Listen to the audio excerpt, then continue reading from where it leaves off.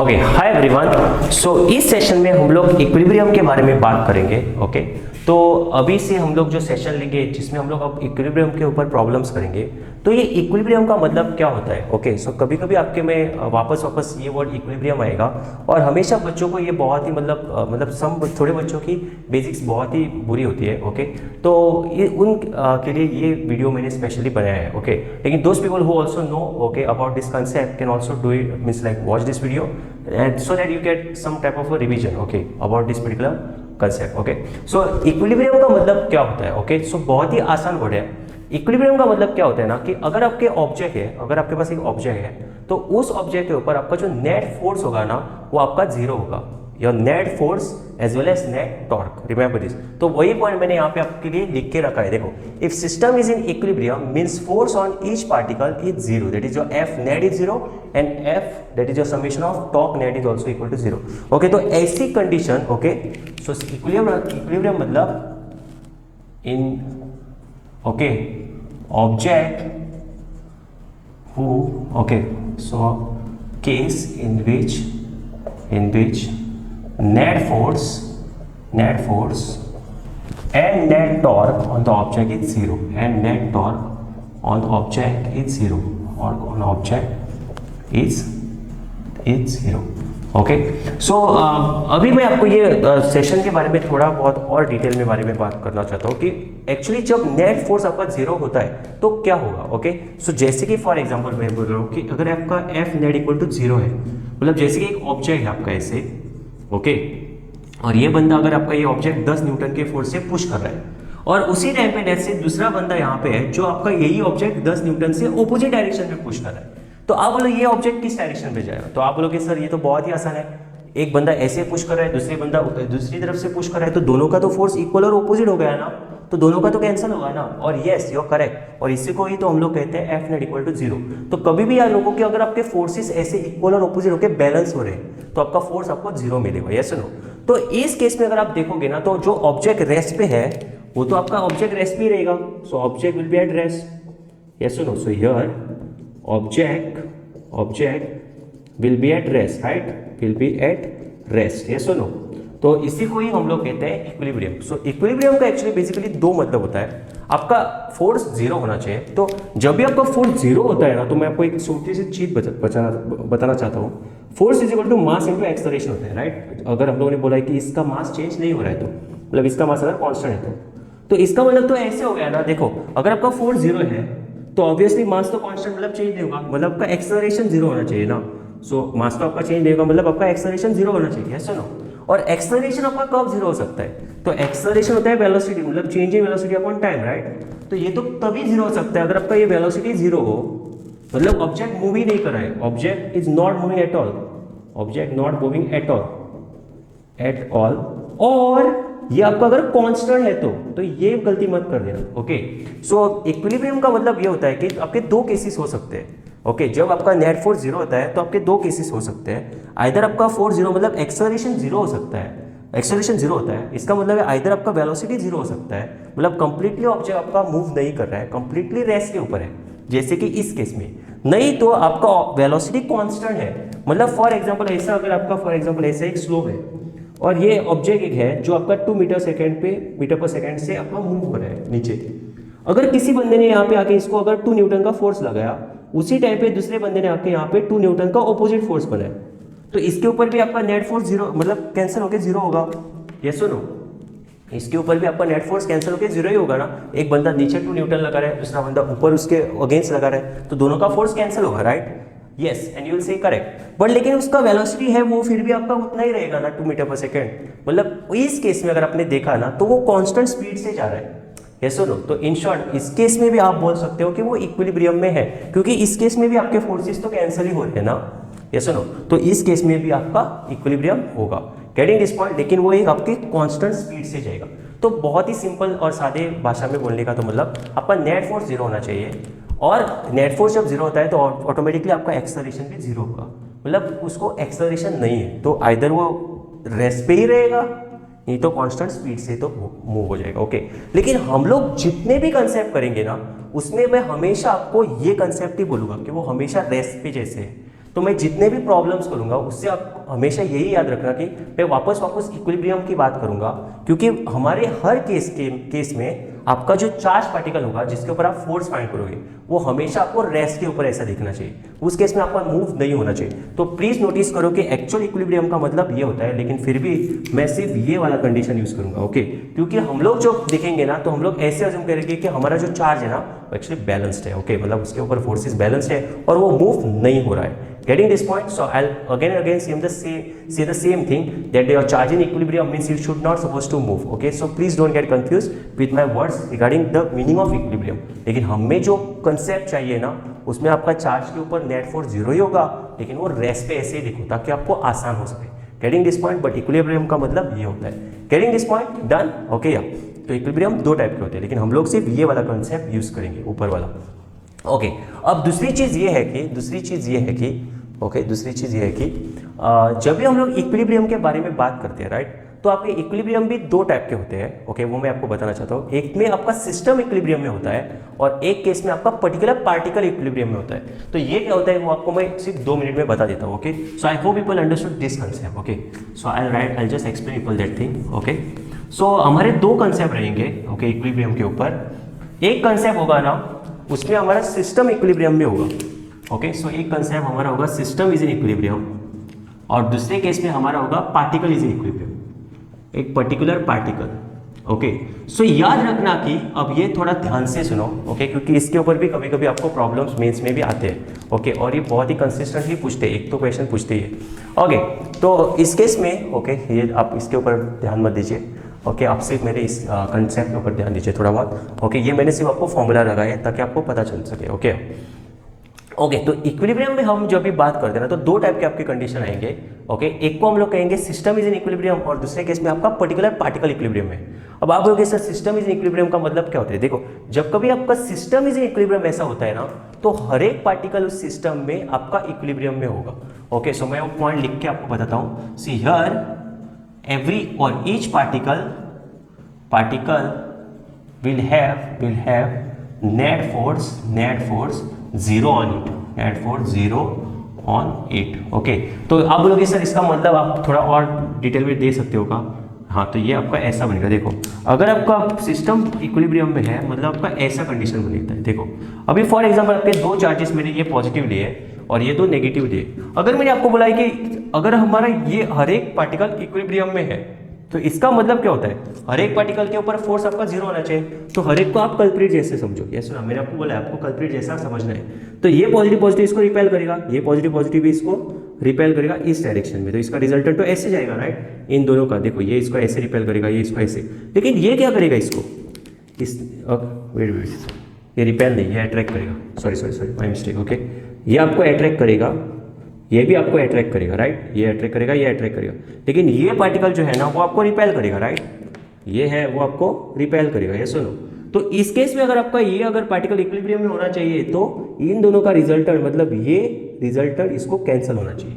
Getting this point? ऐसा हर एक particle को होना चाहिए, तभी आपका सिस्टम पार्टिकल मतलब सिस्टम आपका इक्विलिब्रियम में होगा। वैसे आपका अगर आप इसके ऊपर एनालाइज करोगे तो इसके ऊपर भी ऐसे ही होगा। देखो, ये इसको रिपेल करना चाहिए, ओके, इसने इसको अट्रैक्ट किया, इसने भी इसको अट्रैक्ट किया, तो इसका रिजल्टेंट कैसे होगा? तो इसका रिजल्टेंट जो होगा, ओके, तो ये इसको रिपल्शन मिला, इनका रिजल्टेंट ये हो गया और इसका रिपल्शन ये पकड़ के जो। तो ऐसा हर एक पार्टिकल को ना इक्विलिब्रियम में होने के लिए हर एक पार्टिकल के ऊपर नेट फोर्स जो होगा ना वो आपका 0 होगा। Getting this point? Understanding this concept of equilibrium, okay. तो इसको हम लोग कहते हैं सिस्टम इज इन इक्विलिब्रियम। इसका मतलब है कि हर एक पार्टिकल के ऊपर नेट फोर्स 0 होगा।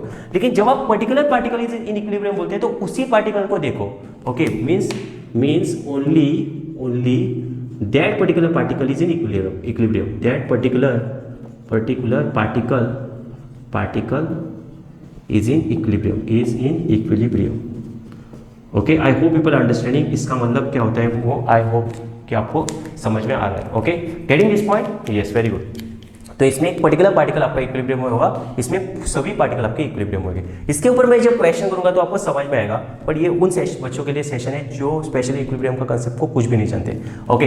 अभी नेक्स्ट पॉइंट ये है कि ये मैं आपको ये बताना चाहता हूँ कि कभी कभी ना आपके ऊपर ना मल्टीपल फोर्सेस होंगे, ओके, और आपकी सिस्टम इक्विलिब्रियम में हो गया। अब आप बोलोगे सर मल्टीपल फोर्सेस मतलब क्या? देखो कभी कभी आपके ऊपर ऐसा चार्ज होगा, ओके तो मैंने बोला जैसे मैं फर्स्ट ही केस यूज़ करूंगा, मतलब वही तो केस हम लोग को वैलिड है इस कंसेप्ट में, जो कि आपका नेट फोर्स आपके लिए ऊपर 0 है, और आपका ऐसा अज्यूम करके जाओ कि आपका चार्ज रेस्ट के ऊपर है। ओके, तो रेस्ट के ऊपर मतलब आपके नेट फोर्सेस सभी साइड से कैंसिल होंगे और वो किसी भी वेलोसिटी से मूव नहीं कर रहा है, मतलब वो कंप्लीटली रेस्ट के ऊपर है, ऐसे सोचो, तो फोर्सेस एक्जैक्टली बैलेंस होंगे।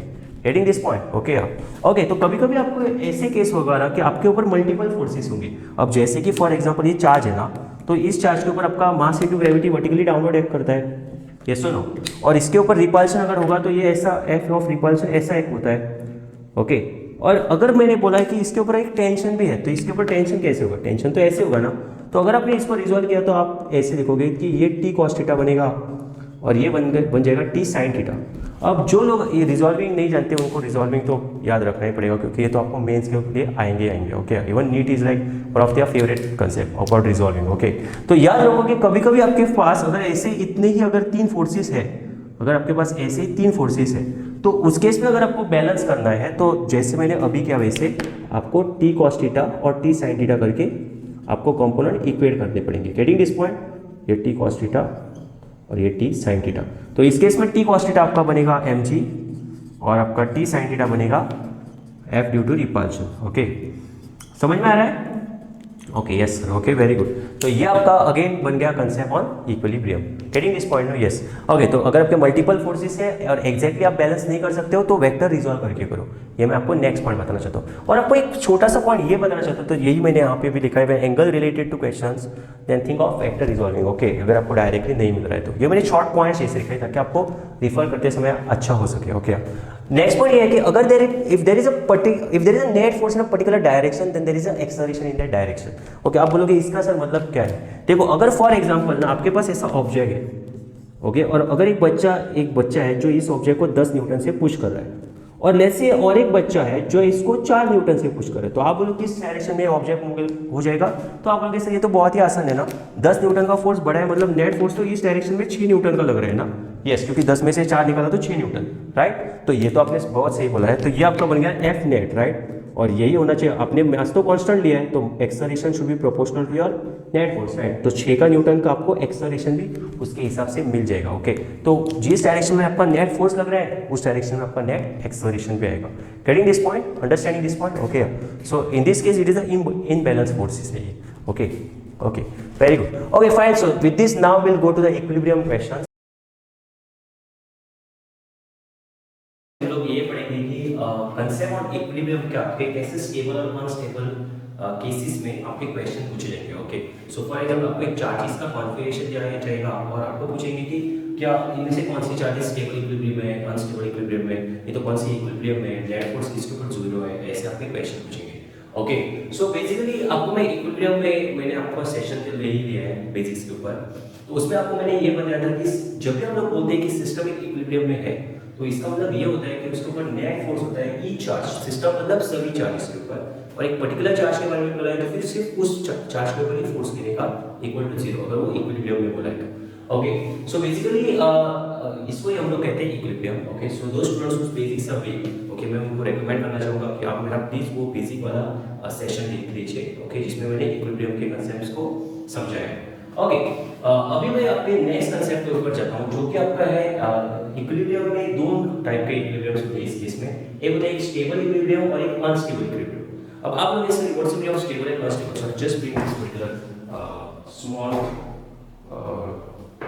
तो ये मैं आपको थोड़ा सा मॉडल का एग्जांपल देता हूं। ओके, तो difference between a stable equilibrium and unstable equilibrium is that, देखो अगर आपने एक बॉटल लिया, राइट, ये सुनो, अगर मैं इस बॉटल को थोड़ा सा फोर्स दे दिया, देखो, ओके, अगर मैंने थोड़ा सा इस बॉटल को फोर्स दे दिया तो आपने नोटिस किया होगा, देखो पहले मैंने भी फोर्स दिया था लेकिन वो बॉटल आपका फिर से ओरिजिनल पोजीशन पे आ रहा है ना, और जब मैंने थोड़ा एक्स्ट्रा फोर्स दिया तब ये बॉटल गिर गया, राइट? तो इसी का मतलब होता है एक स्टेबल और अनस्टेबल का मतलब इक्विलिब्रियम होना। देखो जब पहले तो बॉटल आपका फोर्सेस से ग्रेविटी इसको नीचे खींच रही थी, तो इसका मास ऑफ ग्रेविटी नीचे एक्ट कर रहा था और ये हाथ मेरा इसको नॉर्मल रिएक्शन दे रहा था, यस, तो दोनों फोर्सेस कैंसिल हो रहे थे। लेकिन जब मैंने एक छोटा सा इसको फोर्स दिया, आपने नोटिस किया ये अपनी जगह से हिला और लेकिन फिर भी अपनी जगह पे फिर से वापस आ रहा है। जब कभी आप छोटा सा किसी चीज को फोर्स देते हो और चीज फिर से वापस ओरिजिनल पोजीशन पे आ जाती है, तो उसको हम लोग कहते हैं स्टेबल इक्विलिब्रियम। मतलब एक छोटा सा डिस्प्लेसमेंट ले लो सी, if small displacement brings charge back, sorry क्योंकि हम लोग अभी यहाँ चार्ज के बारे में बोल रहे हैं तो मैं चार्ज लिखता है, ओके। सो स्मॉल डिस्प्लेसमेंट अगर ब्रिंग करते हैं चार्ज को बैकवर्ड्स ओरिजिनल पोजीशन, तो उस केस में हम लोग कहेंगे इट्स अ स्टेबल इक्विलिब्रियम।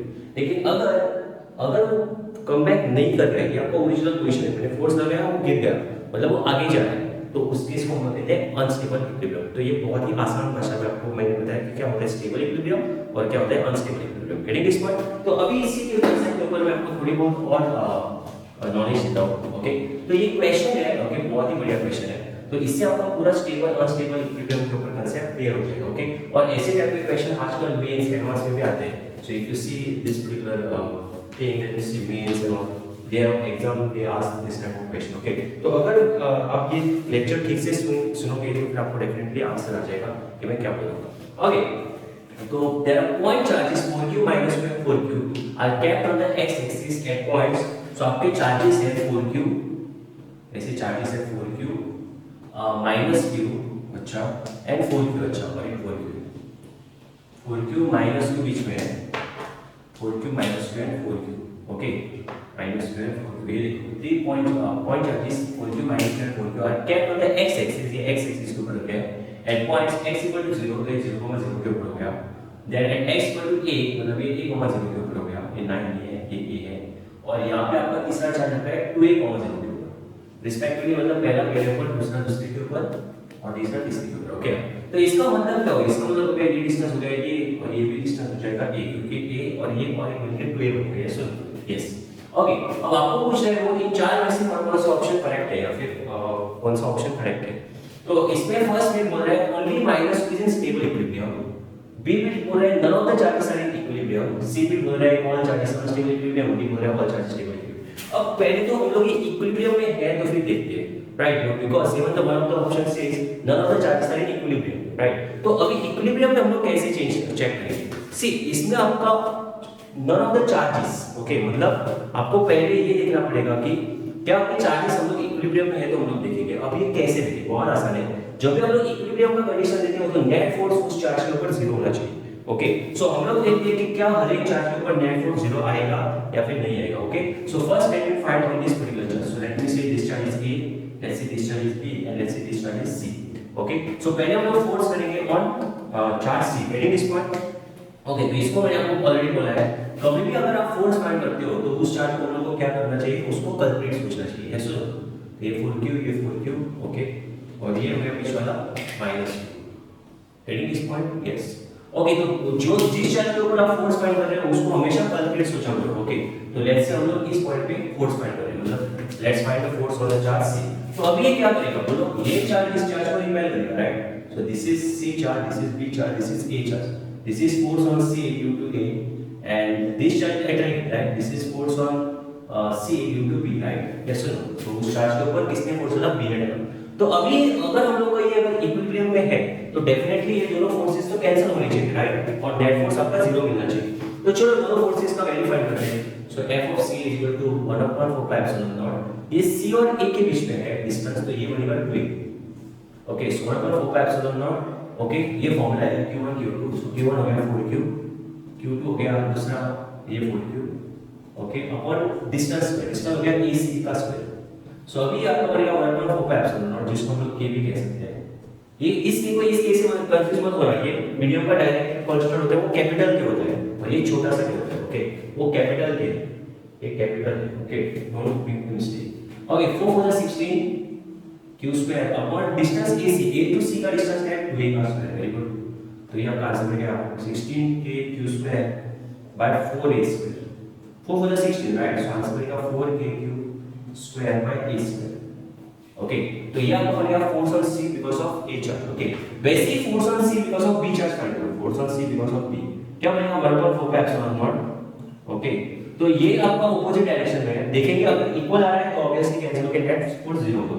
सो आपका ये चार्ज है बिटवीन ये और ये, so 4q, okay sir, minus q upon इनके बीच वाला डिस्टेंस, तो ये हो गया a distance, right, yes sir, yes. So ये आपको मिलेगा a स्क्वायर, सो ये आपका बनेगा 4, इसको हम लोग क्या कहते हैं, right, q square upon a square. क्या ये दोनों आंसर सेम आ रहे हैं? Yes, exactly, can you see that? So therefore f net on C on C will be equal to F C B, ये ऑपोजिट डायरेक्शन में मतलब minus करो इसे, उसका मैग्नीट्यूड मैं डायरेक्शन ऊपर नहीं डाल रहा हूँ, मतलब सिर्फ मैं मैग्नीट्यूड के बारे में बात कर रहा हूँ। सो ये F C B minus F C, और ये आपने लिखा तो 4k cube by A square, और ये भी बनेगा 4k cube by A square. तो ये तो कैंसिल होकर आंसर आपका आंसर आएगा 0, मतलब नेट फोर्स 0 ना, मतलब इससे हमें क्या पता चला, इससे हमें पता चला कि चार्ज जो सी है वो आपका इक्विलिब्रियम में है, यस और नो।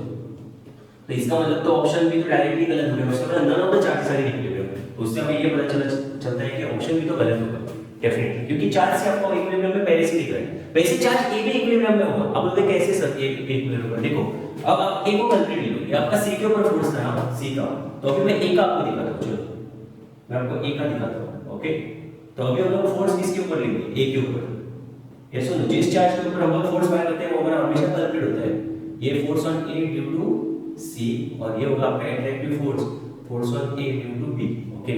तो इसको चाहे तो राइट हैंड में आप दिखा सकते हो, और ये भी आपका इक्विलिब्रियम में होगा। आप लोग कैसे सर्च करो, नेट फोर्स फाइंड करके देखो, okay. Try this question, net find net force, you will see that net force is in this case is also 0, so 4q ac square, okay, ये ac, okay, तो ये c से का distance, और ये आपका it's a magnitude, doesn't matter different ac और c, okay, don't worry, magnitude है तो चलता है, ओके।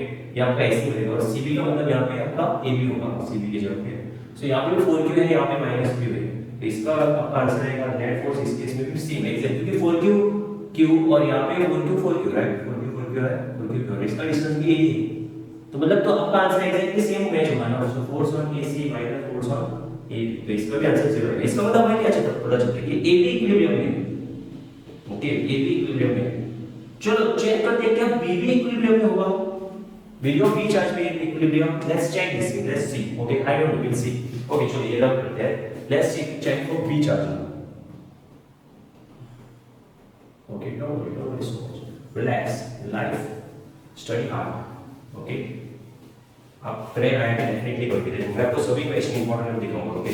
सो अभी यहाँ पे क्या है, बोलो मुझे, अभी आपका नेट फोर्स इस चार्ज पे पड़ेगा, तो ये चार्ज इक्विलिब्रियम में है, देखो ये आपको यहाँ पे पुल करेगा इस डायरेक्शन में, ये भी आपको इस साइड पे, मैंने बोला जिस चार्ज के ऊपर आप फोर्स फाइंड कर रहे हो वो आपका कल्प्रिट है, उसके ऊपर बाकी सभी चार्जेस फोर्स करते हैं, याद रखो, इसको स्किप मत करना, okay. So force on A, sorry B due to C and this is force on B due to A, okay, great, और चलो करो सॉल्व करो। So 1/4 pi epsilon naught 4q minus q upon distance क्या है बीच में, a है sir a square, okay, so 4 into k q square by a square, ये एक का q स्क्वायर, और 4 on b into a क्या बनेगा 1/4 pi epsilon naught, okay, 4q into minus q by a square, तो इस केस में आपका आंसर वही आएगा ना, 4q square by a square, right. तो इस केस का नेट क्या होगा, दोनों तो इक्वल है, सर आप भी बोले सर ये तो बहुत आसान है, so f net on b is equal to, okay, f bc minus f b, तो इस केस में भी आपका 4kq by q square by a square minus 4q square by 4kq square by a square देगा, right. सो इस case में आपका answer जरूरी, इसका मतलब सभी इक्विलिब्रियम में है, तो चार्ज b भी इक्विलिब्रियम में है, आई hope you will understand, okay. इसका मतलब क्या होगा, इसका मतलब आपको ये बताता है कि पूरी सिस्टम ही इक्विलिब्रियम में है, पूरी सिस्टम इक्विलिब्रियम में, क्योंकि मैंने बोला है कि कभी भी सिस्टम इक्विलिब्रियम में होता है तो चार्ज हर एक के ऊपर 0 होता है, तो इस केस में हमने सभी एनालाइज करके देखा कि चार्ज हर एक के ऊपर 0 है, ओके। चलो तो इसका मतलब हमने अभी तक मैंने आपको सिर्फ एनालिसिस करके ये बताना चाहा कि कैसे आपका कंडीशन देखना चाहिए, अगर इस केस आपको एक ऑप्शन लगी is your system is in equilibrium और not, then you to check for each charge and check if your system is in equilibrium, okay. But right now the question says only minus is stable equilibrium, ये तो हमारा मतलब पहले से हो गया क्योंकि उसने बोला कोई भी इक्विलिब्रियम नहीं, लेकिन हम लोग को सभी इक्विलिब्रियम में है। नेक्स्ट पॉइंट, ये थर्ड पॉइंट बोल रहा है all the charges are in unstable equilibrium, और डी बोल रहा है all the charges are in stable equilibrium, okay. तो ये भी हम लोग देखेंगे कि ये ए सी और डी में से कौन सा करेक्ट है, ओके। तो पहले ए का हम एनालिसिस करेंगे, देखो मैंने आपको बोला, मैंने आपको जो मॉडल का भी एग्जांपल दिया था तब भी मैंने आपको बोला था, ओके, बहुत ही आसान है, मैंने आपको क्या बोला था, बोलो, मैंने आपको ये बोला था कि कभी भी अगर आपको इक्विलिब्रियम में स्टेबल बोलते हैं तो आप छोटा सा उसको फोर्स दे दो, अगर छोटा सा फोर्स देने के बाद अगर वो वापस अगर अपनी जगह पे आने का वो चाहता है, मतलब आएगा, तो फिर ऑब्वियसली चाहता नहीं, सॉरी, मतलब आएगा तो ऑब्वियसली वो स्टेबल इक्विलिब्रियम में हो।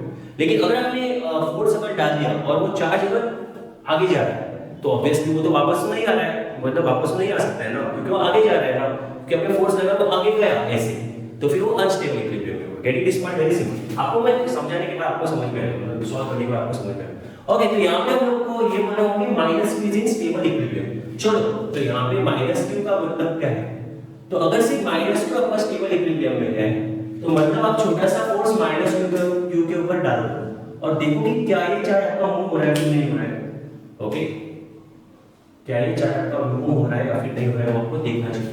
ओके, तो चलो इसके ऊपर एक छोटा सा फोर्स लगाते हैं। ओके, तो मैं आपको बोल रहा हूँ कि इसको ऐसे फोर्स लगाओ। चलो, ओके, मैंने ऐसे फोर्स लगाया। ओके, अभी ये फोर्स लगाने के बाद क्या होगा आप बोलो। ओके, सो यू से ये तो बहुत ही आसान है ना, हमारा हमेशा जिसके ऊपर आप फोर्स लगाते हैं वही तो हमारा कल्प्रिट होता है। यस और नो? तो ये आपका पहले ओरिजिनल यहाँ पे पोजीशन था, एग्जैक्टली ओरिजिन ये आपका ए था। यस और नो? तो जब भी आपने इसको थोड़ा फोर्स दिया तो ये आपका थोड़ा आगे जाएगा, मतलब इस चार्ज के पास जाएगा, मतलब इनका दोनों के बीच में डिस्टेंस क्या होगा? क्या ये डिस्टेंस सेम रहेगा? नहीं रहेगा। चार्जेस सेम है, चार्जेस के वैल्यू सेम है, लेकिन क्या ये आपका डिस्टेंस सेम रहेगा? अभी नहीं रहेगा, क्योंकि अगर आपने ये डिस्टेंस देखा है इस और इस चार्ज के ऊपर, क्योंकि ये तो अभी हमारा कल्प्रिट पे ये है चार्ज, राइट? ये हमारा कल्प्रिट है। सुनो, तो अगर आपने इस चार्ज के ऊपर अगर आपने देखा ना तो इसका चार्ज सेम है, ठीक? वैसे इसका फोर्स देखते हैं ये चार्ज सेम है, क्योंकि आपके ऊपर ये क्या करेगा? ये उसको अट्रैक्ट करेगा। यस और no? Force on B due to A, ये ए है, ये बी है, ये सी है, और ये इसको क्या करेगा? ये भी इसको अट्रैक्ट करेगा, force on B due to your C, right? Yes और नो? तो अगर आपका ये नेट फोर्स अगर इस डायरेक्शन में आ रहा है तो ये फिर से वापस आ सकता है। You understand what I am saying? आपने फोर्स इस साइड लगाया, ये आपका अप्लाइड फोर्स है इस साइड, आपने इसको अपनी जगह से आगे पुश किया, तो अगर वो पीछे आना चाहता है तो उसको फोर्स, उसका नेट फोर्स पीछे आना चाहिए, क्योंकि आपने लगा के आपने छोड़ दिया। तो अभी चार्जेस देखेंगे कैसे करेंगे? अगर ये दोनों चार्जेस मिला के इसको पीछे ढकेल रहे हैं तो फिर हम लोग बोल सकते हैं कि वो स्टेबल इक्विलिब्रियम में आ सकता है। तो हमने छोटा सा डिस्प्लेस किया उसको, जैसे बॉटल को छोटा सा फोर्स लगाया, तो छोटा लगाने के बाद वो आगे ऐसे करता है, अगर फिर से आ गया तो स्टेबल। Getting this point? हां, तो अभी हम लोग देखेंगे तो इस केस में क्या होगा, आपका एफ बी क्या होगा? तो ये अब डिस्टेंस के बारे में समझ लेना। ओके, तो ये बनेगा के ये आपका 4q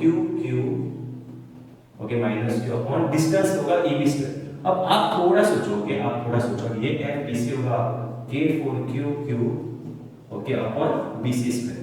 तो अब मुझे बोलो क्या ये एफ ए बी बड़ा होगा या फिर एफ बी ए बड़ा होगा या फिर एफ बी सी बड़ा होगा? तो अगर आपने थोड़ा ध्यान देख के अगर थोड़ा देखा तो इनका न्यूमरेटर तो सेम है ना दोनों का। ऐसा मतलब ये सिर्फ डिस्टेंस के ऊपर डिपेंड है। तो अगर आप ध्यान से देखोगे तो AB का डिस्टेंस बड़ा है ना। ऐसा देखो ये मोर देन है। ओके, तो ये डिस्टेंस बड़ा है तो इसका फोर्स तो कम होगा ना। AB मतलब BA का फोर्स तो कम होगा क्योंकि डिस्टेंस बड़ा है डिनोमिनेटर में, और इसका क्या है? इसका डिस्टेंस कम है। तो इसका फोर्स ज्यादा बढ़ेगा ना, मतलब ओवरऑल किसका डोमिनेशन होगा? इसका ज्यादा डोमिनेशन होगा। मतलब therefore F resultant will be equal to FBC minus FBA, no? So इसका रिजल्टेंट किसके डायरेक्शन में गया? So it will be along C, no? क्योंकि BC बड़ा हो गया ना तो आप C की तरफ जाएगा ना, तो along C मतलब it is unstable equilibrium। और वैसे भी अगर आप देखोगे ना तो ये आपका आंसर अनस्टेबल ही आना चाहिए। तो देखो आपको मैं बताता हूँ, देखो जब भी आपने एक छोटा सा फोर्स लगाया तो ये ऐसे आ गया, तो ये पॉजिटिव के ये नेगेटिव ज्यादा पास आया, मतलब ये दोनों का वैल्यू तो सेम ही है, तो ये नेगेटिव इस पॉजिटिव के ज्यादा पास आया, मतलब इसका ज्यादा अट्रैक्शन हुआ इसके ऊपर। तो मतलब पास है मतलब ज्यादा अट्रैक्शन हो गया। पहले तो दोनों का इक्वल अट्रैक्शन था क्योंकि डिस्टेंस कम हो गया इसका, बीसी के केस में डिस्टेंस कम हो गया तो अट्रैक्शन बढ़ा नहीं, इसका पास आ गया ना वो, तो इससे वो दूर गया ना। देखो पहले एक लड़की थी, दोनों के इक्वल डिस्टेंस के ऊपर थी, पॉजिटिव ये साइड भी था, पॉजिटिव उस साइड भी था, दोनों इक्वल उसके ऊपर ये करते हैं, ओके लाइक करते हैं। लेकिन अभी क्या लड़की ने थोड़ा बहुत इस साइड के इस तरफ गई हो, तो ऑब्वियसली इस तरफ गई तो वो लड़के के पॉसिबिलिटी ज्यादा होगी ना, क्योंकि उसमें पहले से अट्रैक्शन ही था, और अभी अट्रैक्शन और बढ़ेगा क्योंकि वो और पास में आ गई ना, तो इसकी और उससे बातें और होगी, लेकिन वो दूर रह गया ना, उसकी बातें थोड़ी कम हो गई ना। तो understand what I am saying? Okay, I hope you can relate girl boy thing, okay? So thing is that इस केस में ये आपका इससे कम अट्रैक्ट होगा, इससे ज्यादा अट्रैक्ट होगा। Getting this point? और यहाँ पे अनस्टेबल लिखेंगे इक्विलिब्रियम मोड, क्योंकि वो उस साइड पे जा रहा है, फोर्स देने के बाद भी फिर भी उस साइड ही जा रहा है। Understanding this point? Yes, very good, okay. So the answer A B is wrong. From this हम लोग को ये समझ में आ रहा है कि ये तो अनस्टेबल, ये इक्विलिब्रियम में है, वो इक्विलिब्रियम में सिस्टम है लेकिन अनस्टेबल है, क्योंकि इसको अगर मैंने थोड़ा फोर्स लगाया तो फिर से वापस नहीं आता, मतलब ये जो है ना बीच आपको अनस्टेबल है। तो मतलब ऑप्शन अभी इस समय आ रहा ए भी तो गलत हो गया, ऐसा ना कोई अभी भी वो इक्विलिब्रियम में है सभी। फोर्स लगाने के बाद देखते हैं कि इक्विलिब्रियम में फिर से वापस आता है तो स्टेबल और नहीं आते तो अनस्टेबल इक्विलिब्रियम। अच्छा अभी हम लोग सी ऑप्शन और डी ऑप्शन के बीच में है, तो सी ऑप्शन बोल रहा है all the charges are in unstable equilibrium और डी ऑप्शन बोल रहा है all the charges in stable, लेकिन यहां पे तो पहले से अनस्टेबल मिल गया, मतलब आपका डी ऑप्शन भी इससे गलत हो गया। You understand what I am saying? तो obvious answer is C answer.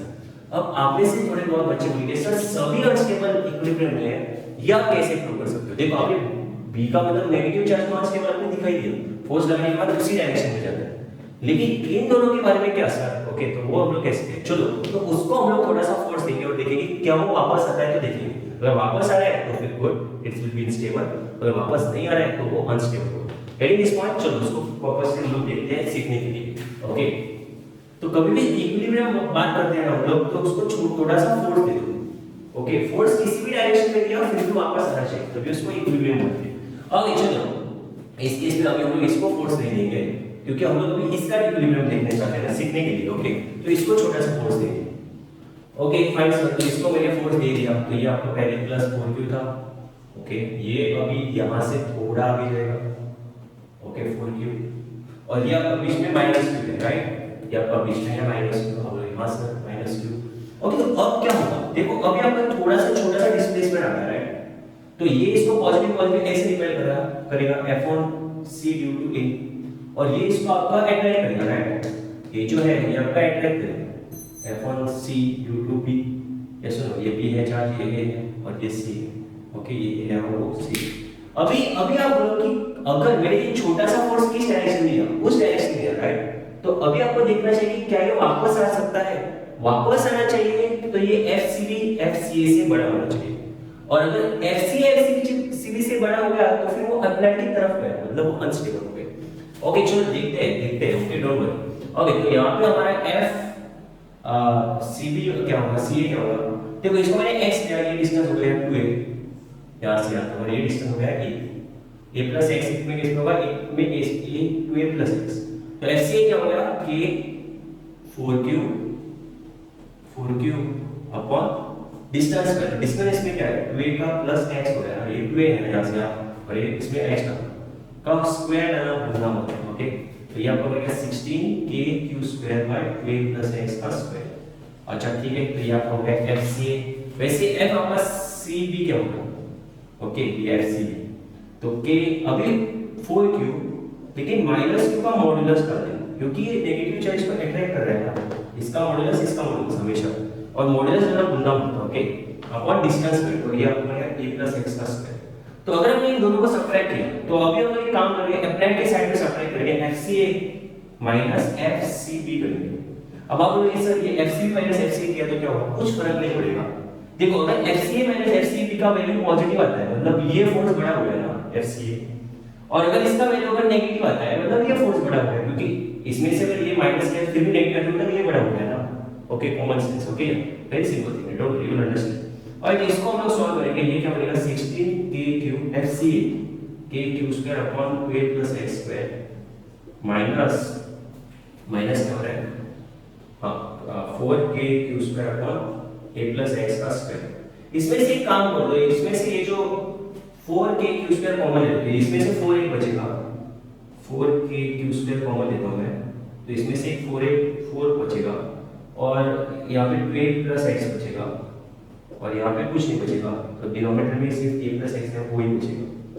Okay तो अभी काम करो, इसको क्रॉस मल्टीप्लाई करो, इसको अभी क्रॉस मल्टीप्लाई करो, तो ये क्या बनेगा? 4kq²।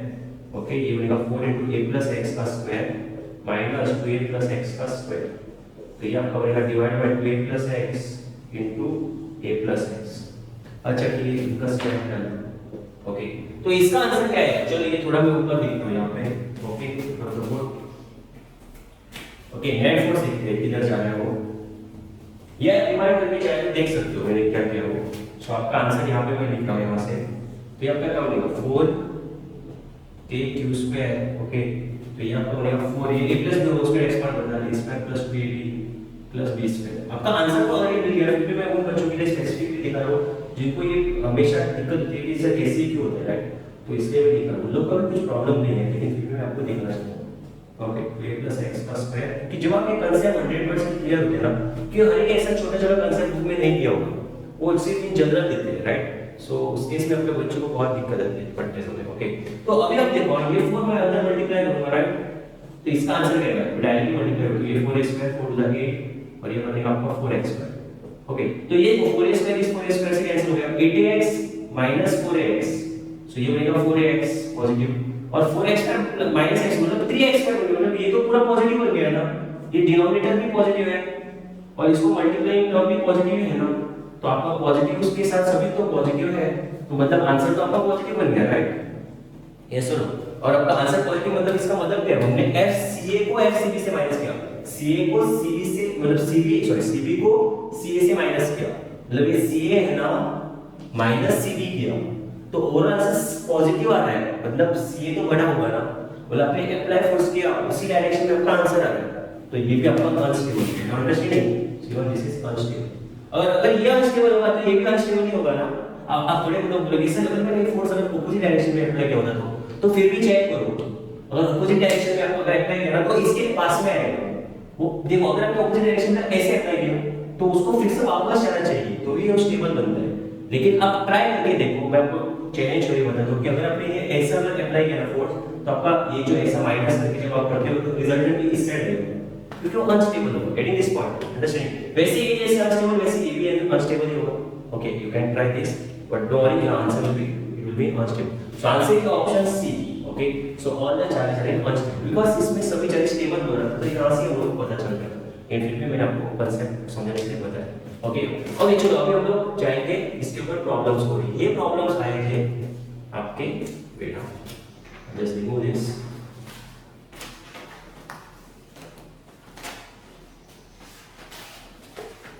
ओके, ये आपका प्रॉब्लम आया था मेंस 2019 में।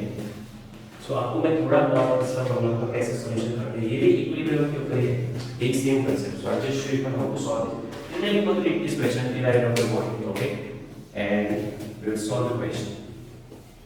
ओके, अगर क्वेश्चन पूरा आप तक, लेकिन I hope you will understand the concept. Okay, और आपको कांसेप्ट एक बार समझ में आ जाएगा तो आप भाई सब कुछ कर दोगे, आप टेंशन मत लो, उसका मतलब इससे ये ऐसे ही होगा वैसे, वो तो सब कुछ हो ही जाएगा।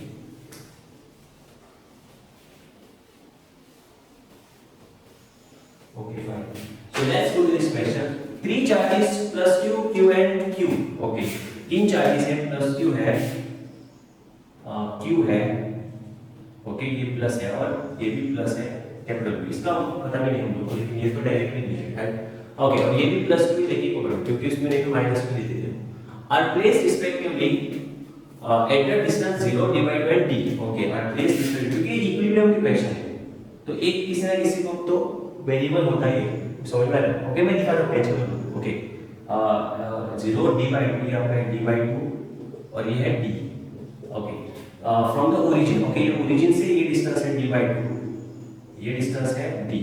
ओके, फाइन, मतलब इनडायरेक्टली ये भी d by 2 हो। ओके, तो वो बोल रहा है कि around axis if the net force experience by capital Q, तो इसमें से कोई भी कैपिटल Q का नो ये सेट प्लेस्ड है। Okay, the net force experience by capital Q placed at x equal to 0, ये जो है ना चार्ज जो नेट एक्सपीरियंस फोर्स कर रहा है 0 बोल रहा है, तो इनडायरेक्टली तो इक्विलिब्रियम का कंडीशन है ना, लेकिन इस सिस्टम के बारे में नहीं बोल रहे, इसी पर्टिकुलर चार्ज के बारे में बोल रहे कि ये बोला कि ये चार्ज आपका इसके ऊपर नेट फोर्स 0 है, तो ये स्मॉल q का वैल्यू क्या होगा, ये आपको ऐसे पूछ रहे हैं। वो बोल रहे ये जो कैपिटल Q है ना, वो जो ये कैपिटल Q है, राइट, इसको थोड़ा मैं इस साइड पर करता हूं, और ये आपका था कैपिटल Q, ये कैपिटल Q और ये आपका था स्मॉल q। ओके, तो वो बोल रहे कि इसके ऊपर जो नेट फोर्स है ना वो आपका 0 है बोल रहे हैं, तो वो बोल रहे इस q का वैल्यू क्या होगा, ऐसा आपको पूछ रहा है। तो ये बहुत ही आसान सवाल है, क्या बोलोगे सर कैसे आसान, देखो मैं आपको बताता हूं। देखो ये जो कैपिटल Q है ना, देखो मैंने आपको बोला जिस चार्ज के ऊपर आपको फोर्स फाइंड करने को बोला उसको हमेशा कैलकुलेट करो, ये तो आपका कैलकुलेट होगा, राइट। अब इसके ऊपर फोर्स आने वाले कितने लोग हैं, आप बोलोगे सर 2 चार्जेस हैं। ओके, तो बोलो ये चार्ज क्या करेगा, इसको हम लोग कुछ तो 1 2 3, ओके, नहीं तो ABC कुछ तो डालेंगे, राइट। तो ये चार्ज आपका क्या करेगा, C का चार्ज ये सेम है वैल्यू, देखो Q मतलब ये दोनों वैल्यू तो सेम हो गए ना, यस नो, तो ये इसको रिपेयर करेगा कैसे, right, F1A due to C, right, ये इसको रिपेयर करेगा, मतलब ये जो चार्ज है वो इस चार्ज को रिपेयर। अब आप बोलो कि अगर मैं इसका वैल्यू पॉजिटिव लिया तो क्या इसके ऊपर नेट फोर्स 0 होगा, क्योंकि ये भी इसको रिपेल ही करेगा ना। तो अंडरस्टैंडिंग, तो देखो इसने तो इसको रिपेल कर ही दिया, क्योंकि उसका वैल्यू क्यू और क्यू सेम ही है, मतलब अगर ये नेगेटिव भी होता ना तो फिर भी उसको रिपेल ही करता। तो इसका जो भी वैल्यू होता है उसके ऑपोजिट तो इसका वैल्यू होना चाहिए ना, तभी उसके ऊपर नेट फोर्स मतलब ये फोर्स ऐसे अट्रैक्ट करेगा ना, और तभी वो दोनों फोर्स कैंसिल करेंगे ना। अगर आपने पॉजिटिव लिया तो ये आपका फोर्स ऐसे डालेगा, तो मतलब ये F और A ड्यू टू B, तो ये दोनों फोर्सेस ऐड होके नेट फोर्स आपका बढ़ेगा ना, ऐसा लो। ये कंडीशन होगी, देखो यहां पे मैंने लिखा है वो condition A plus B is equal to A plus B। Okay, तो इसका मतलब डायरेक्ट हम लोग A प्लस B लिखते हैं इसको। ओके, तो इस केस में क्या होगा, इस केस में आपका कैंसिल होना चाहिए ना, तभी तो नेट फोर्स 0 आएगा ना। मतलब अगर एक आपका ऐसे रिपेल कर रहा है तो दूसरे ने अट्रैक्ट करना चाहिए, तभी तो वो ऑपोजिट डायरेक्शन में होंगे ना। जब आपके फोर्सेस ही ऑपोजिट डायरेक्शन में होंगे तभी तो कैंसिल करेगा। अगर सेम डायरेक्शन में है तो दोनों ऐड करके बड़ा बनेगा ना वो, ऐसा ना। तो इस केस में आपका ये चार्ज पॉजिटिव तो हो ही नहीं सकता। आई होप यू अंडरस्टैंड, क्योंकि अगर पॉजिटिव आ तो ये आपका बढ़ेगा। Understanding what I am saying, या आपको समझ में आ रहा है क्या बोल रहा हूं। तो इसका वैल्यू तो आपको नेगेटिव ही लेना पड़ेगा। तो आप कुछ भी करो, ये जो आपका चार्ज है उसका वैल्यू आपका नेगेटिव होना ही चाहिए। You understanding, so negative with respect to this capital, ये कैपिटल क्यू है ना, उसके हिसाब से इसका वैल्यू ऑपोजिट होना चाहिए। ओके, तो मेरी बातों को समझ आ रहा है। ओके, तो अगर ये प्लस क्यू है तो उसका ये आना चाहिए माइनस, तो ये नेगेटिव तो होना ही चाहिए, तभी तो ये इसको अट्रैक्ट करेगा। और जब वो अट्रैक्ट करेगा तभी तो उसके ऊपर नेट फोर्स 0 आएगा। सो ये आपका होगा force on A due to आपका बी, और उनका force on A due to आपका सी, या आपका बी एच आर या फिर सी।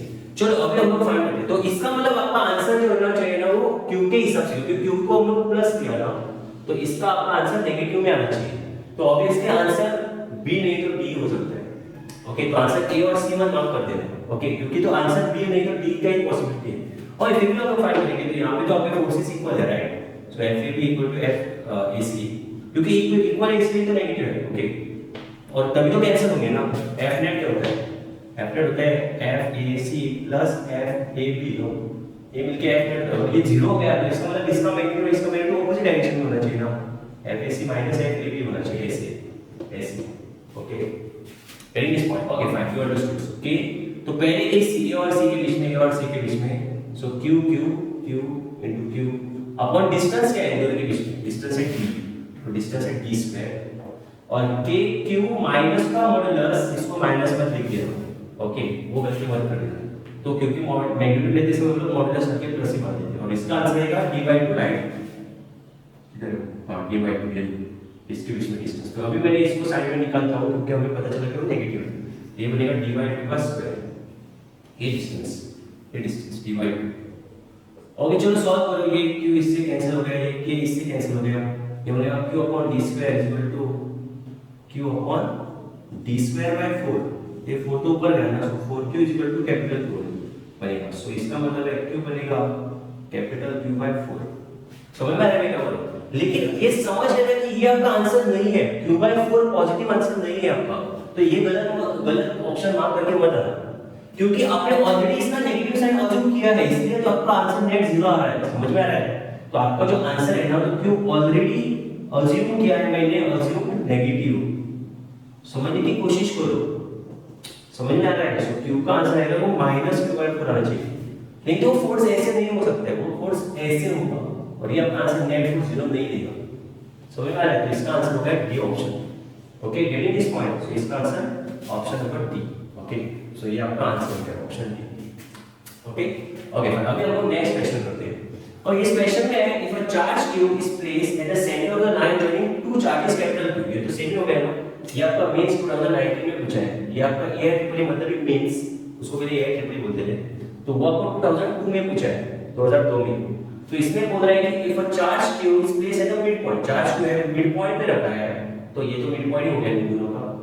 midpoint the line joining two charges capital Q, line joining two charges capital Q, such that the system is in equilibrium, system is equilibrium, मतलब इसके ऊपर force, इसके ऊपर फोर्स और इसके ऊपर, तीनों के ऊपर 0 होना चाहिए।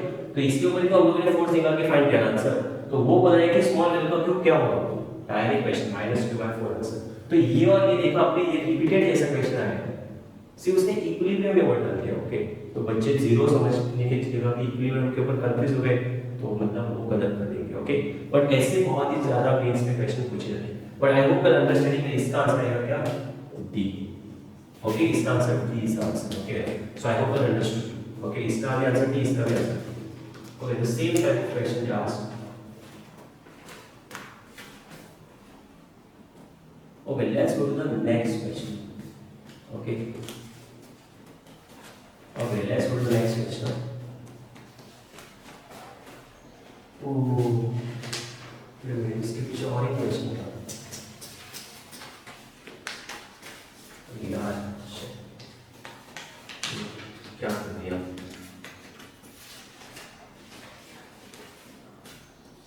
Okay, anyways, we will solve this question. Okay, I'll put some sticky tape to this. Okay. Okay, your question is on the next. Okay, wait up. Let's just put some tape to it. Okay, you will keep solving till then. Keep solving the question till then. Okay. फिर आपका फिर से mains का question है. Okay. You can try this question. If you are not getting, don't worry. I'll solve this question. Okay. Okay, चलो करते हैं इसको सॉल्व। बेटा अब यहाँ पे भी छोटा सा करना लगेगा, क्योंकि यहाँ से ऊपर करना। ओके, ये नीचे का मत देखना, ये नीचे का मत देखना, कहीं को नीचे का मत देखना। ये इस पॉइंट। Okay fine. या ऊपर वाला ही आपका क्वेश्चन है, ऊपर वाले को देखिए। ये फिर बाद में हम लोग सेपरेट करेंगे, दूसरा क्वेश्चन नीचे वाले, ऊपर वाला डिफरेंट है। Okay,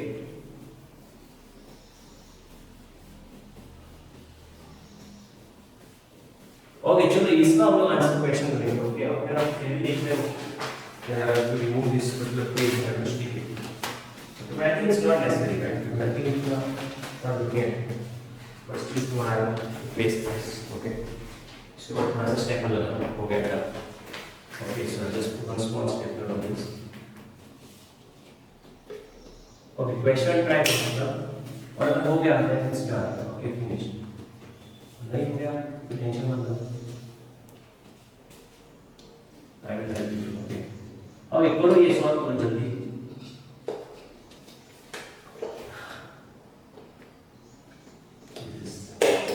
Done. Okay. Okay, don't look at this. Okay, finished. Okay, fine. Okay, yes. Okay, try करो जल्दी। And we will solve this question. Okay, you know the question solving.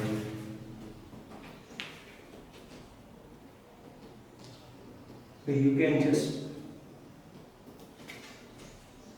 try this. Okay, question will have 2 point charges 36 and minus 16 microcoulomb. Okay, 36 microcoulomb है और minus 16 microcoulomb है और minus 16 microcoulomb, मतलब negative charge, right? minus 16 microcoulomb. Okay, fine. Are placed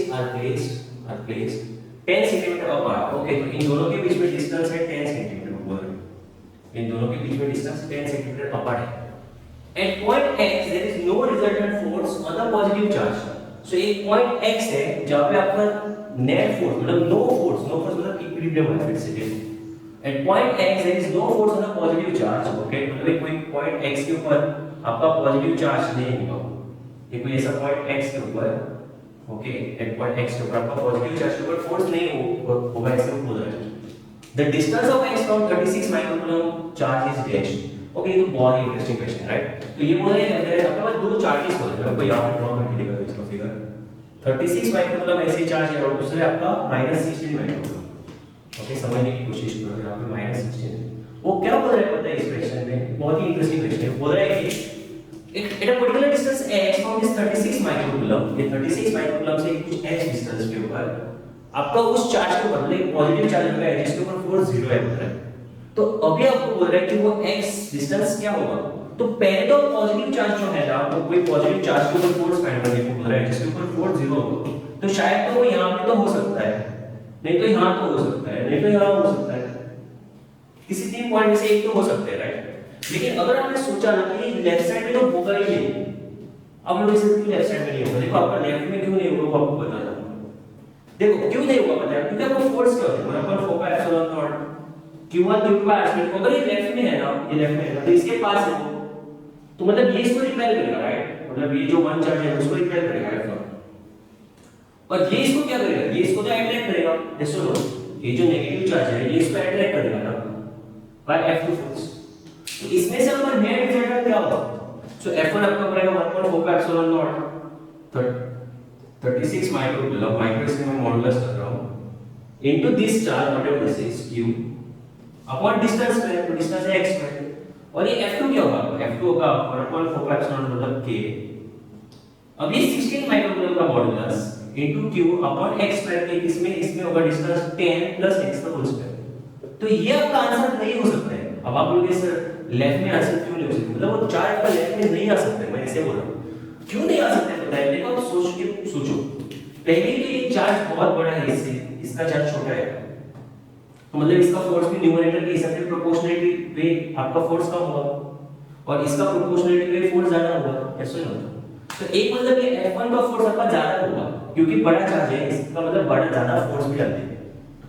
दूसरी चीज तो ये है कि आपका डिस्टेंस कम होने के कारण, ये जो डिस्टेंस आपका कम होने के कारण, क्योंकि यहाँ पे सिर्फ x डिस्टेंस है, ये डिस्टेंस कम हो गया, ये डिस्टेंस 10 प्लस x है, मतलब ये डिस्टेंस ज्यादा हो गया, तो ये डिस्टेंस कम मतलब ये फोर्स बढ़ेगा, और ये डिस्टेंस ज्यादा मतलब ये फोर्स घटेगा, तो अगर आपने देखा तो आपका F1 F2 से बड़ा होगा, तो इसका नेट रिजल्टेंट जो होगा ना वो F1 की डायरेक्ट साइड से होगा, तो योर F रिजल्टेंट भी दिस डायरेक्शन, तो इसका मतलब तो डेफिनेटली श्योर है कि आपका आंसर लेफ्ट में तो चार्ज नहीं हो सकता है, वो तो इम्पॉसिबल कंडीशन।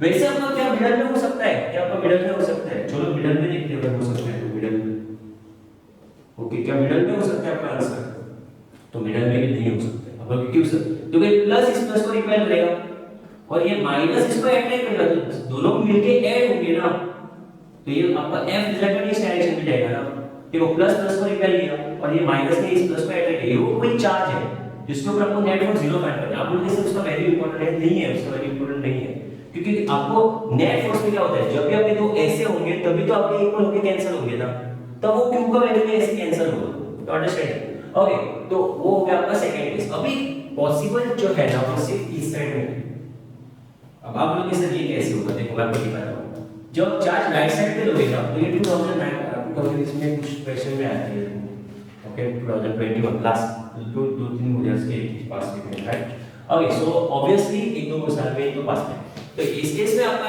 आंसर क्या होगा बोलो, इस केस में आपका आंसर क्या बोलो, तो इस केस में जब आप चार्ज यहां पे रखोगे, ओके, तो ये तो इसको रिपेल करेगा, ये इसको रिपेल करेगा, राइट, प्लस प्लस को, और ये माइनस इसको अट्रैक्ट करेगा ना, तो ये आपका A B और C, राइट, तो ये F on C due to A और ये बनेगा F on C due to B, right, तो इसका नेट फोर्स, अब ये जब कैंसिल होगा तभी तो नेट फोर्स 0 हो सकता है ना, तो आप समझने की कोशिश कर रहे हैं, राइट, तो आप लोग ऐसा, लेकिन इस केस में भी तो आपका ऐसा कंडीशन नहीं हो सकता है, नहीं हो सकता है, तो आपको पता हो, ये जो F1 है ना इसको 1 ही लेता हूं मैं, ओके, और इसको मैं 2 लेता हूं, जब F1 है ना कि BC आपको बहुत कंफ्यूजिंग लग सकते हैं, KQQ मतलब 36 microcoulomb Q upon distance square, तो डिस्टेंस है आपका x है, पूरा x है, चलो x, क्योंकि उसने हमारा 36 से x डिस्टेंस होना चाहिए, राइट, और ये डिस्टेंस आपका 10 है, तो ये आपका बनेगा x में से 10 निकाला तो x - 10 बनाइए, तो ये आपका बनेगा F1 क्या बनेगा कि 36 microcoulomb KQQ upon r square लो, सो मतलब x स्क्वायर बनेगा, और F2 क्या बनेगा K -16 microcoulomb Q upon x - 10 square, right, तो अभी आप देखो आपको मैं बता दूं कैसे होगा, देखो इसका प्रोपोर्शनली ये चार्ज बड़ा है तो मतलब ये फोर्स बड़ा बनेगा, इसका कम है मतलब इसका फोर्स इसके हिसाब से कम होगा उस पॉइंट, लेकिन ये डिस्टेंस जो है आपका वो बहुत ज्यादा बन गया, ये बहुत ज्यादा बन गया, ये डिस्टेंस बढ़ गया तो मतलब फोर्स बढ़ गया, और इस केस में भाई डिस्टेंस कम हो गया ना तो फोर्स आपका बढ़े, मतलब इसमें से एक ऊपर एक नीचे हो रहा है, इसमें देखो दोनों ऊपर इसके दोनों नीचे हो रहे थे, मतलब इसका नेट फोर्स तो यही बड़ा होगा, लेकिन इसमें क्या होगा एक बड़ा एक छोटा, एक बड़ा एक छोटा ऐसे हो रहा है ना, मतलब दोनों केस में आपके नेट फोर्स इक्वल होकर कैंसिल हो सकते हैं, you understand what I am saying, तो यहां पे जो आपका नेट फोर्स होगा यहां पे, सो F1 का ऑपोजिट F2 बोलो, सो K 36 × 10⁻⁶ into Q upon x square is equal to K 16 × 10⁻⁶, क्योंकि मॉड्यूलस लेने के बाद माइनस का प्लस हो, अपन देखो आप बोल रहे थे ना, आप लोग सोच रहे थे ना कि ये क्यू का वैल्यू इंपॉर्टेंट है, नहीं है, देखो एक्स कैंसिल होता है, देखो 10 - 6 10 - 6, ओके। सो इसका आंसर क्या होगा, 36, मतलब इसका भी दोनों साइड से रूट ले लो, ओके। सो इसका आंसर क्या होगा, तो स्क्वायर रूट ऑफ 36 6 x हो गया, ये 4 अपने x - 10 हो गया। अभी क्रॉस मल्टीप्लाई करो, 6x माइनस और ये ऐसा होगा 6x - 60 = 4x, तो 60 उस साइड ले लो, तो 6x - 4x आंसर का 2x = 60, तो x हो गया आपका 30 आंसर। तो x का answer C option, sorry C option हो गया, इसका आंसर सी ऑप्शन 30। समझ में आ रहा है? देखो जब भी आपका उस साइड होगा ना, तभी आपके एक ऊपर एक नीचे हो रहा है ना, मतलब एक का फोर्स डिस्टेंस के कारण कम हो रहा है और चार्ज के कारण ज्यादा हो रहा है, ओके। लेकिन वो मिडल में रखे तो भी फोर्स नेट जीरो नहीं हुआ। फोर्स नेट जीरो करने के लिए आप एक ही समझो कि आपका नेट फोर्स होगा वो जीरो तभी होगा जब आपके फोर्सेस की डायरेक्शन अपोजिट होना चाहिए, एक और ऐसा होना चाहिए कि एक का अगर एक एरो शेप में दिखा है वैसे, अगर चार्ज बढ़े तो डिस्टेंस तो कम होना चाहिए, सॉरी डिस्टेंस तो बढ़ना चाहिए उससे, और अगर चार्ज छोटे है तो उससे डिस्टेंस कम होना चाहिए वैसे, तभी तो उसका इनवर्स भी ऑटोमेटिक बढ़ेगा, अंडरस्टैंडिंग वर्ड्स नहीं, मतलब एक ये वाला कंडीशन, ओके। इसमें जो नहीं होगा क्योंकि f1 का डोमिनेट है completely done. Okay, it was the question that came in the there was a question I think I don't know directly and you will check which exam you can if it didn't come but the based on that question this question came and this question was a beautiful question, okay। तो इस question का answer क्या होगा, अभी आप बोलो। एक question वैसी टाइप का क्वेश्चन है, देखो यहाँ पे भी वैसी टाइप का कंसेप्ट है, देखो can you see that thing, see this came in mains 2021, okay, and the question is the same, two particles A and B having charges 20 microcoulomb and -5 microcoulomb, तो अभी चार्जेस है आपको है, ओके 20 माइक्रोकूलम, उसने diagram भी दे दिया, confuse नहीं होना चाहिए इसलिए, और -5 microcoulomb, okay. Look at this beautiful question here and -5 microcoulomb and he is saying respectively are held and separation of 5 centimetre, दोनों बीच के बीच में सेपरेशन है 5 सेंटीमीटर का। बोल रहे हैं कि at one position the third charge should be placed so that does not experience the net force, okay, मतलब उसको फोर्स नहीं होना चाहिए, मतलब इक्विलिब्रियम हो गया कंसेप्ट, ओके। इसमें सिस्टम इक्विलिब्रियम नहीं है, सभी के ऊपर पूछा नहीं है, लेकिन पूछा है कि ऐसा थर्ड चार्ज आप किधर रखोगे, तो थर्ड चार्ज ऐसे आप किधर रखोगे कि उसके ऊपर फोर्स 0, तो आप बोलो इसमें सिर्फ आपको यही चेंजेस है, इसका नंबर है 20 और इसका नंबर है 5, तो सिर्फ नंबर का चेंजेस है, देखो क्या आप समझ सकते हो। तो आप ही बोलो मुझे किस साइड आप रखोगे, बहुत सिंपल है, इस साइड रखना तो वो पिछले जैसे हो गया ना, वो तो 36 था, तो मतलब ये 20 है तो बड़ा ही हो गया, और ये छोटा जैसा छोटा ही हो गया, तो आप किस साइड रखोगे, आपको तो ऑब्वियसली 5 माइक्रोकूलम जो नेगेटिव चार्ज उसके राइट साइड में रखना पड़ेगा ना, तो ऑप्शन देखो ए 5 centimetre from -5 coulomb on the right side, तो ये बोल रहा है राइट साइड, अच्छा ठीक है राइट साइड वो बोल रहे हैं, तो ये शायद ऑप्शन हो सकता है, हम लोगों को पता नहीं है ये करेक्ट है। सेकंड में 5 centimetre from 20 microcoulomb on the left side, 20 microcoulomb के 5 सेंटीमीटर लेफ्ट साइड बोल रहे हैं, तो ये तो बी ऑप्शन तो बिल्कुल गलत हो गया ना, ये तो ऑप्शन बी हो ही नहीं सकता है, आप समझने की कोशिश करो, राइट। सी ऑप्शन है 1.25 from -5 microcoulomb between two charges, -5 microcoulomb में से बिटवीन बोल रहे हैं, लेकिन बिटवीन भी रखोगे तो आपका नेट फोर्स तो उसी डायरेक्शन में आएगा, मतलब ये जीरो नहीं होगा, मतलब सी भी गलत है, ओके। और डी ऑप्शन बोल रहे हैं at mid point between check, mid point में तो रखोगे तो फिर भी आपका नेट रिजल्ट में उसी डायरेक्शन में, तो डी भी ऑप्शन गलत है, मतलब इस क्वेश्चन को सॉल्व करने से पहले आपको समझ में आया कि आपका आंसर ए होगा। देखो आपने क्या सॉल्व किया इसको, आपने सॉल्व भी नहीं किया, आपने सिर्फ लॉजिक लगाया, you understand what I'm saying, okay, so I hope you understand, so now I'll solve this and show you। जो बच्चों का ऐसा होता है ना कि नहीं सर आप सॉल्व करके दिखाओगे, ओके, तभी तो मुझे एक्चुअली भरोसा होगा कि ये करेक्ट होगा, सो तो उन बच्चों के लिए मैं अभी सॉल्व करके दिखाना चाहता हूँ, फिर 2 मिनट में सॉल्व करेंगे, इसमें कुछ बड़ी बात है भी नहीं, ये 36 का और ये 16 का, ये 5 है और ये 5 + x, okay. So now he is saying from मतलब इससे अभी हम लोग x लेंगे, और इसका डिस्टेंस 5 है, समझने की कोशिश करो, ये अभी हम लोग x लेंगे क्योंकि ये ऑलरेडी दे दिया है ना 5, तो ये 5 सेंटीमीटर, तो आंसर बड़ा सेंटीमीटर में आएगा, ओके टेंशन मत, आंसर सेंटीमीटर, क्योंकि हम सेंटीमीटर को कन्वर्ट नहीं कर रहे हैं, मुझे समझ में आ रहा है, तो आंसर सेंटीमीटर में रहने दो, क्या प्रॉब्लम है, ओके।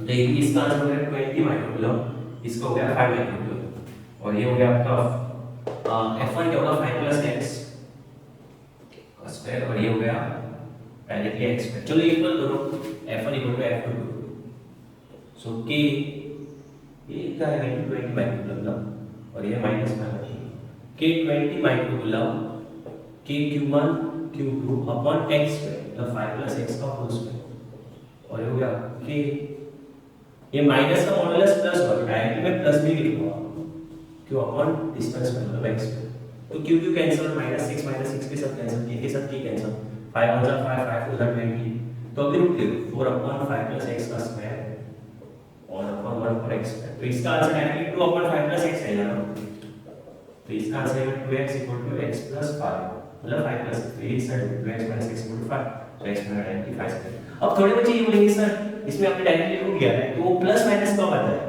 देखो ऐसे होता है ना तब वो प्लस होता है जब आप इसका स्क्वायर उस साइड लेते हो ना तब वो प्लस माइनस होता है ऐसे एक्चुअली वो भी एक्चुअली में आप ऐसे करना चाहिए x - 2 x + 2 ऐसे okay adding this point number आप कैंसिल कर सकते हो नंबर का कोई नंबर की कोई दिक्कत नहीं है लेकिन इसके लिए आप दोनों साइड से स्क्वायर्स के फॉर्म में मैंने रूट लिया है और आपका आंसर 5 है ये 5 किससे है इसके राइट साइड तो मतलब A option understood this point so जिन बच्चों का एक्चुअली मेंस का क्वेश्चन ये आंसर क्या होगा तो शायद ये बहुत ही अच्छा क्वेश्चन है राइट 2021 में ओके बहुत ही आसान क्वेश्चन था okay very good okay fine so that is answer to that question okay let's go to the next question let's remove this one last question that's it and then we'll wind up this class okay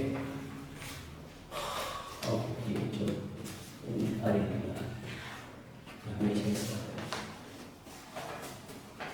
ये मैं ऐसे क्यों करता हूँ बताएं क्योंकि मुझे question लिखने को अच्छा लगता है उससे टाइम भी बहुत सारा वेस्ट होता है I don't like you know waste time your time not my time love doing this I take break stick it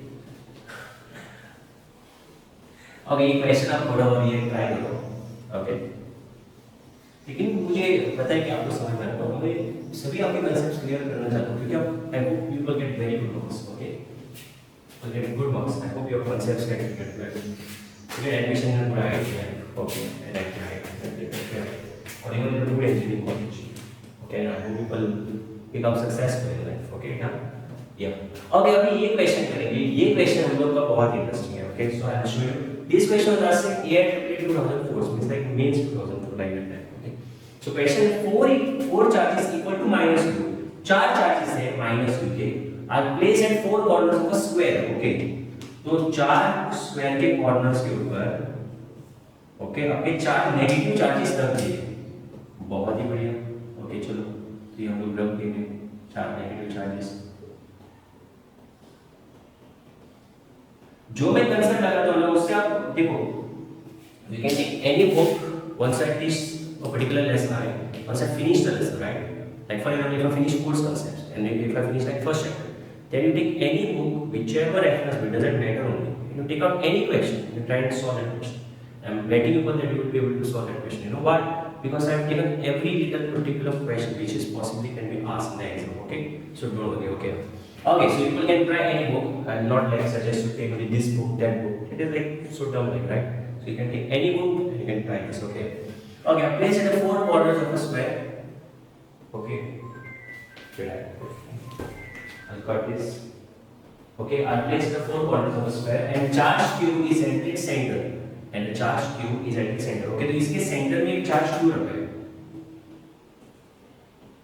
charge q is at its center okay fine if the system is equilibrium system मतलब हर एक charge के ऊपर net force 0 होना चाहिए तो अभी आप बोलोगे कि हर एक चार्ज के ऊपर अगर नेट फोर्स 0 है तो ये q का वैल्यू क्या होगा ये पूछ रहा है तो मैंने आपको बोला है देखो आप देखते समय स्मार्टली देखो okay smartly in the sense जब भी आप ये चार्ज का वैल्यू इसमें पूछा है राइट तो आप सोचो अगर मेरा सिस्टम इक्विलिब्रियम है तो हर एक के ऊपर फोर्स नेट फोर्स 0 होना चाहिए तो यहां से हर एक के ऊपर नेट फोर्स 0 होना चाहिए तो इस केस में देखो आप सही से देखो अगर ये पॉजिटिव इनकेस हो गया चलो ये पॉजिटिव हो गया तो ये इसको अट्रैक्ट करेगा ये भी इसको अट्रैक्ट करेगा ये भी इसको अट्रैक्ट करेगा ये भी इसको क्या उसके ऊपर नेट फोर्स 0 आएगा अब यहां से क्योंकि ये तो डिस्टेंस सब का इक्वल हो गया स्क्वायर का मिड पॉइंट से तो yes you are right so this distance same होने के कारण इन फिर भी हम लोग ये डिस्टेंस ये लेंगे तो ये हमारा जो डिस्टेंस है so this is capital B C and D तो आपका OA OB OC और OD सब भी सेम होगा और सभी इक्वल ऑपोजिट है देखा तो ये सभी आपके फोर्सेस कैंसिल करेंगे मतलब ये चाहे आपके इक्विलिब्रियम में अगर आपका प्लस दिया तो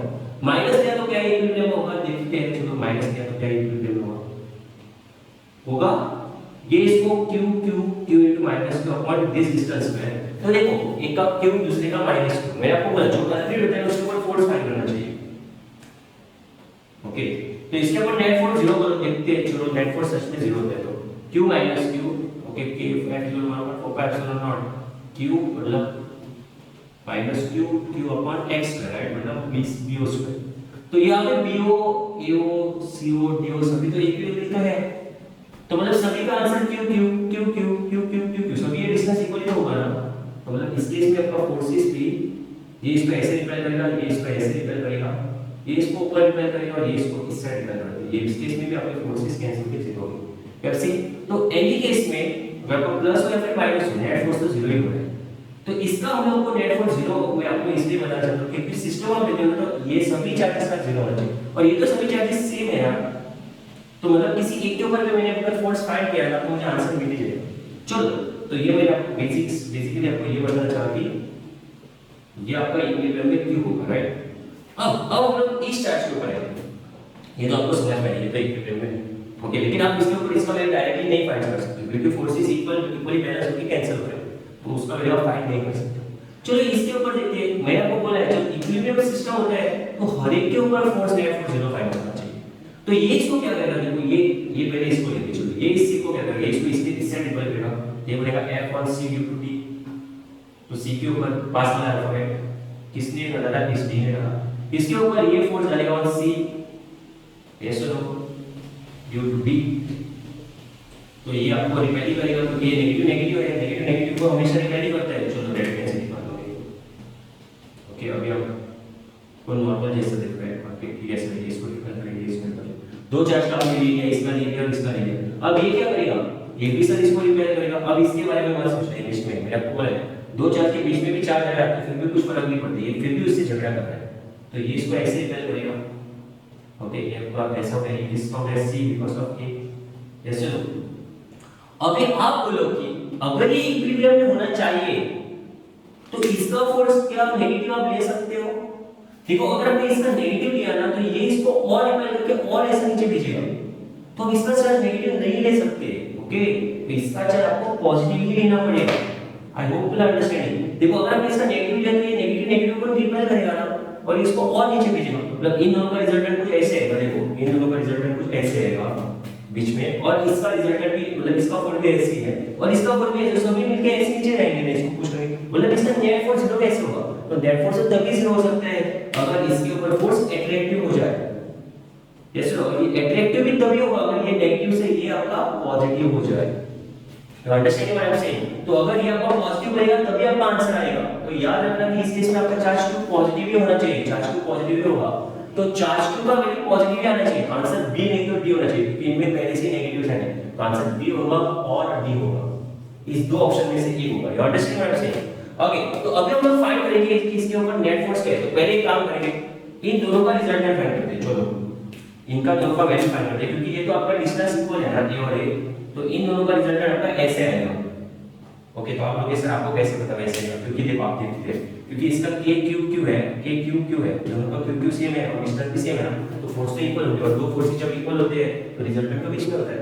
ऐसा होता है, तो यहां पे आपके दो फोर्स इक्वल है ना, इक्वल ये ऐसा, तो आपके रिजल्टेंट ऐसे है। तो इस केस में आपका इक्वल नहीं होगा, इस केस में आपका इक्वल नहीं होगा, ये इज नॉट इक्वल। ओके, तो देखते हैं अभी fcd क्या होगा। fcd सो 1/4 एप्सिलॉन नॉट अपन होता है epsilon not q cd -q का मॉडुलस -q का modulus upon a square, distance तो a स्क्वायर है दोनों के बीच में, और ये आपका बनेगा k q² a स्क्वायर, ये बन गया। और f और cd हो गया, f on c भी क्या होगा अपन 4 एप्सिलॉन नॉट -q का अपॉन a स्क्वायर, तो इसका भी आंसर वही आया। तो इसका मतलब दोनों इक्वल हो गए, इक्वल हो गए तो रिजल्टेंट क्या होता है, 2a cos थीटा, क्योंकि इसके ये कंपोनेंट और ये कंपोनेंट इसका कैंसिल होगा, ये आपका 45 डिग्री है। यस सर, क्योंकि रिजल्टेंट दोनों के बीच में से आएगा ना, सो क्या होगा 2f cos 45, राइट। इसका आंसर आएगा 2f cos 45। Yes sir, yes yes sir, okay. तो अभी हम लोग cos 45, अभी ये और ये दोनों मिला के इक्वल टू इसको होना चाहिए, तभी तो इनके दोनों के मिलके नेट फोर्स से कैंसिल होगा ना, so therefore f will be equal to इसका है, इसको हम लोग f लेंगे o के बराबर। f को जो है ना वो आपका इक्वल होना चाहिए FCA plus F sorry 2F cos 45 और cos 45 मतलब 1/√3 तो आपको बताइएगा F क्या है इन दोनों के बीच में का डिस्टेंस ओके तो आपका ये O और ये आपका क्या डिस्टेंस C ना आपको पॉइंट C था सो K small q capital Q का मॉडुलस अपॉन OC स्क्वायर और ये हो गया K CA क्या है C A और C so A modulus C का मॉडुलस अपॉन डिस्टेंस ये डिस्टेंस क्या होगा मुझे बताओ AC का डिस्टेंस क्या होगा जो डिस्टेंस लास्ट में लिखते हैं हम लोग उसमें कुछ प्रॉब्लम नहीं और ये तो हम लोग ऑलरेडी लिख गए हैं a q square by a square into cos 45 1/2 okay तो मुझे अब एक बात बताओ ये AC का डिस्टेंस क्या होगा AC का पूरा डिस्टेंस क्या होगा तो ये तो बहुत ही आसान है ये तो ऐसे होगा ना देखो ये आपके a स्क्वायर बन गया ये आपका a स्क्वायर बन गया राइट सो ये आपका हाइपोटेन्यूज बनेगा ना AC सो AC स्क्वायर बनेगा a square plus a square मतलब 2a स्क्वायर बन गया ना सो 2a स्क्वायर सो ये आपका AC बनेगा √2 into a नो ये आपका स्क्वायर बनेगा के बाद ये √2 हो गया स्क्वायर का स्क्वायर फिर कैंसिल करके a हो गया सो AC बनेगा √2a getting this point yes आपका AC बन गया √2a तो आपका देखो ये आपका AC बन गया आपको इसका आंसर आएगा √2a राइट √2a का स्क्वायर ओके ये √2a से कैंसिल करो क्योंकि √2 स्क्वायर ऐसे होते हैं 2 मतलब तो ये कैंसिल हो गया सो √2k q square by a square okay fine अब इसका आंसर अब OC क्या होगा OC ये OC क्या होगा OC तो अगर ये पूरा हो गया √2a तो OC हो गया √2a का आधा ना ये सुनिए पूरा अगर हो गया √2a तो OC मतलब उसका आधा हो गया ना सो हाफ हो गया मतलब डिवाइड बाय 2 किया तो इसका भी आप k q upon √2/2 into a का स्क्वायर करो ओके तो ये बनेगा q एक cancel k cancel q upon √2 का square 2a square upon 2 square 4 हो गया अब अगर सर ये √2 का स्क्वायर 2 के स्क्वायर पर कैसे लिखेंगे 2a स्क्वायर ये √2 q अपॉन a स्क्वायर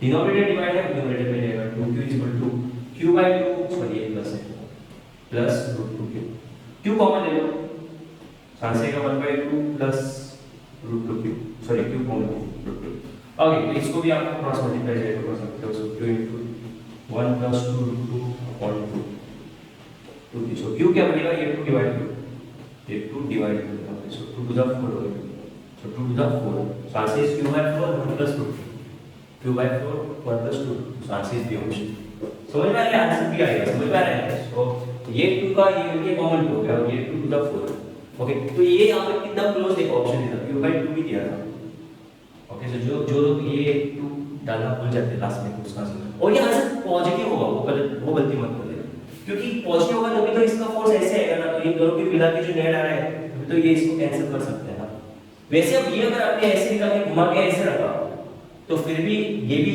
ऐसे दिख रहा है राइट तो इसको भी आप 90 डिग्री घुमाओ